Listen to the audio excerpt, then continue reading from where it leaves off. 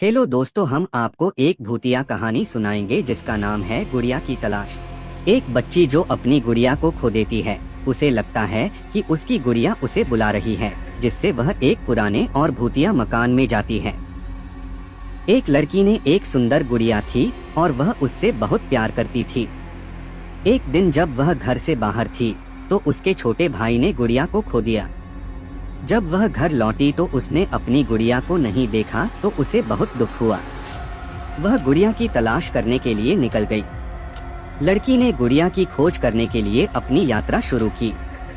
वह गुड़िया को वहीं एक पुराने घर पर मिली जहां उसे लगता था कि गुड़िया उसे बुला रही है।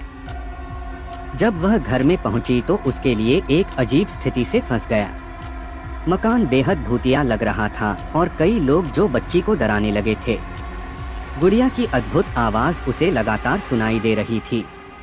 बच्ची ने अपनी आवाज में गुड़िया को बुलाया। अचानक घर के एक कोने से गुड़िया निकली और उसकी आवाज ठंडी हवा में उछल गई। लड़की ने गुड़िया को पकड़ने की कोशिश की, लेकिन वह हाथों से फिसल गई। फिर उसने गुड़िया को फिर से तलाश की कोशिश की और मकान में घूमने लगी। वह कुछ ही समय बाद एक कमरे में गुड़िया को ढूंढती है, जहां बहुत से बड़े गुंडों के साथ एक वृत्ताकार खड़ा था। वह गुड़िया को लेने के लिए उसके पास गई, लेकिन उसके पास ही वह गुड़िया को ढूंढते हुए सो गई। जब वह नींद से जाग उठा तो उसने देखा कि उसके सारे गुड्डिये और जासूस लापता थे।